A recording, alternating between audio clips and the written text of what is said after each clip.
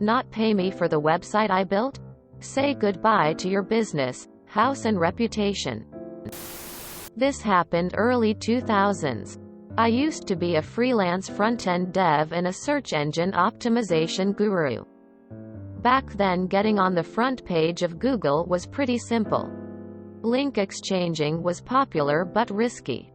I never did that, but I did have a single website that had serious page rank clout due to it being linked as a trusted source directly from one of the top and most trusted websites in the world. I would use this website for the best clients to get their page rank and search engine position, leapfrogging other, older and more trusted websites. One day I was approached by someone I'll call Bob. Now Bob sold travel packages. He needed to revamp his basic, existing website with a complex website built with pretty tricky back-end coding. I could do the front end, but I had to hire a back-end dev to build the functionality. Bob had a major launch in a month's time and it had to be ready. I usually ask for 25% deposit up front, but Bob said no. He was stung by the last dev and wasn't going to lose any more money. Now, from the moment I met Bob, my gut was telling me this was going to end badly. The problem was I needed the money and it was worth quite a lot of money for me and the dev. I skipped the deposit on the promise he paid in full before it went on his server. Bob agreed. For an entire month we worked day and sometimes all night to get this done in his time frame. With a day to spare we had done it and I'd never been so proud of what we had achieved. I was honestly excited to show Bob. The next day I sent the link to my test server and he phoned me to discuss it. Bob said everything looked good, but he was worried his server's PHP version may be too old to run it. I assured him it would, but he said he was too scared it won't and we would scrub our hands of it. We went backwards and forwards, but he was insistent the site has be uploaded and tested on his server before he parts with a penny. I chatted to my dev. He didn't like it either, but agreed we would upload our work onto his server. Bob gave me the FTP details and server login and I uploaded the site.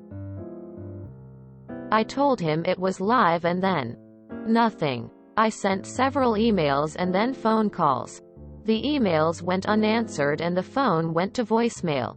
Sensing a major problem, I rushed to my computer, fired up my FTP program to delete our work on his server and access denied.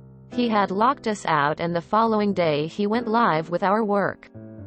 For several days I tried phoning until one morning he answered the phone and said, "Listen, I'm not ever going to pay you and there is nothing you can do about it." Then Bob hung up. Rage was a good word for my feelings. I was shaking while I still held the phone in my hand. For the next hour my range of expletives was growing in complexity. As I sat there figuring out what to do, it hit me. Revenge will be mine. I registered a new domain name, which was Bob's travel domain name plus sucks at the end. If Bob's website was called bobstravel.com, I had purchased bobstravelsucks.com. I uploaded our work, basically an exact mirror of his live website, onto my new domain. I used my all-powerful mega page rank domain to link to my new sucks domain.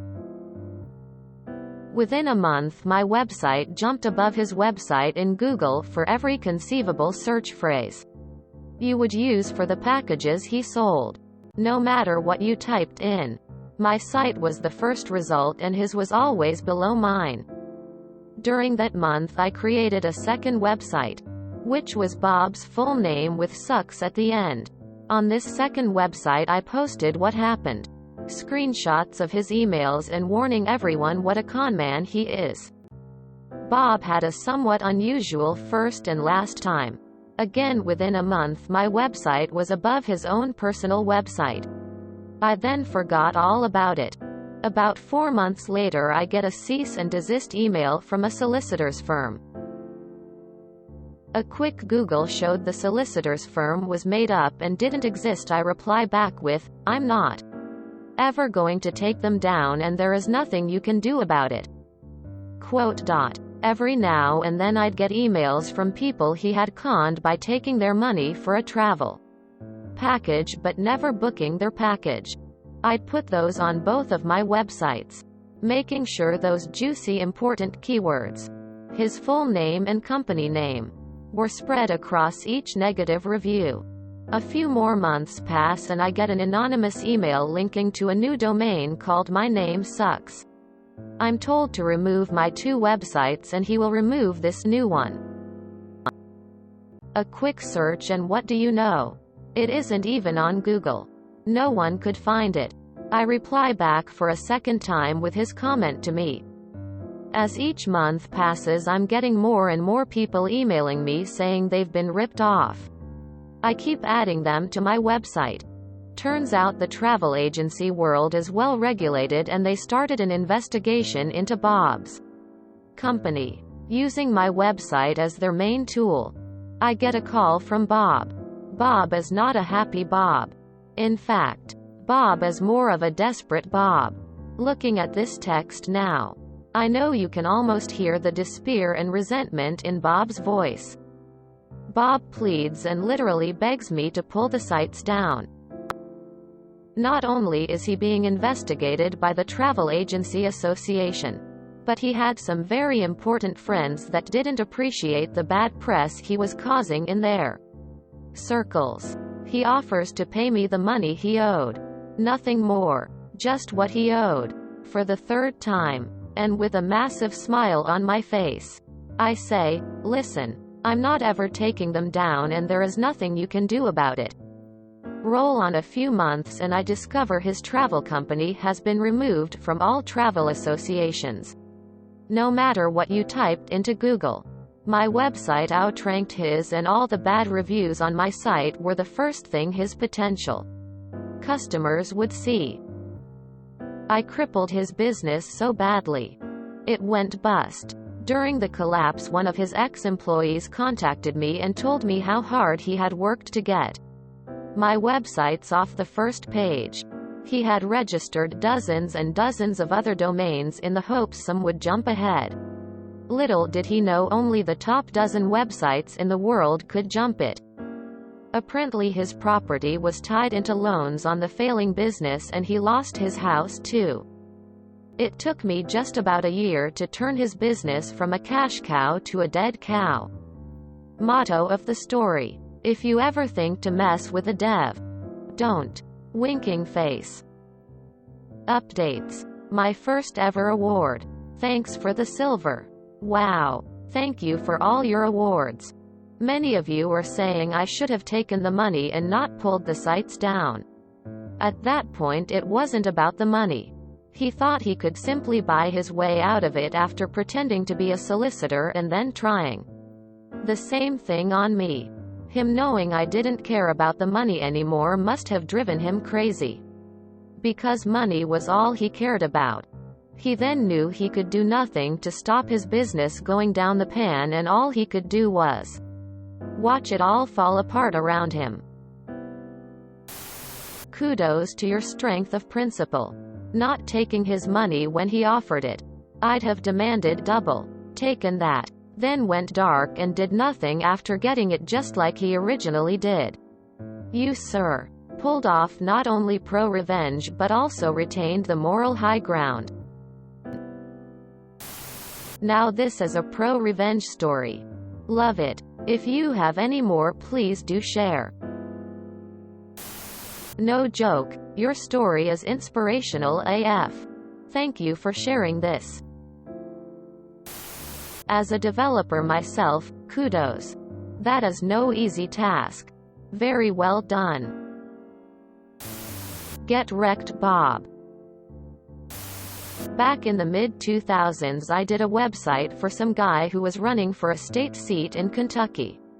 He was an idiot and annoyingly fundy who didn't stand a chance of winning and the money was supposed to be good, so whatever. If I thought he stood a chance of winning I wouldn't have done it, but if an idiot wants to give me Money, I'll happily take it.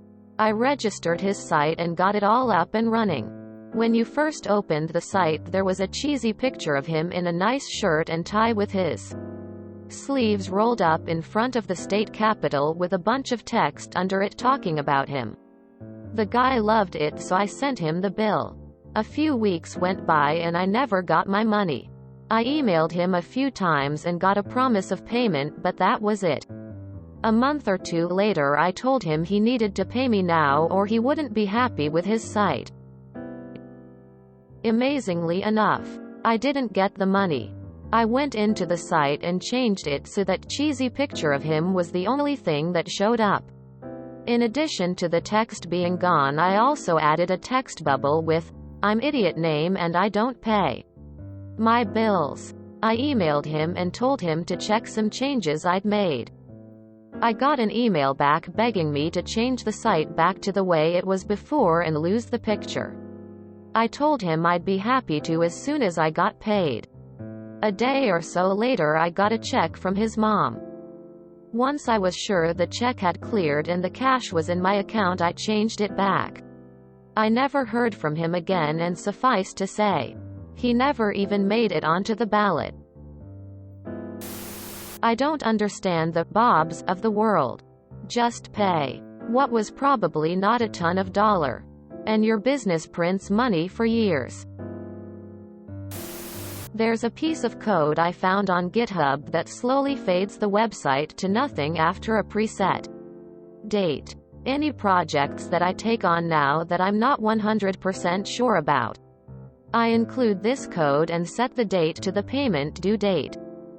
If it remains unpaid, then from the due date over the next 2 weeks the page slowly fades away until it becomes completely invisible.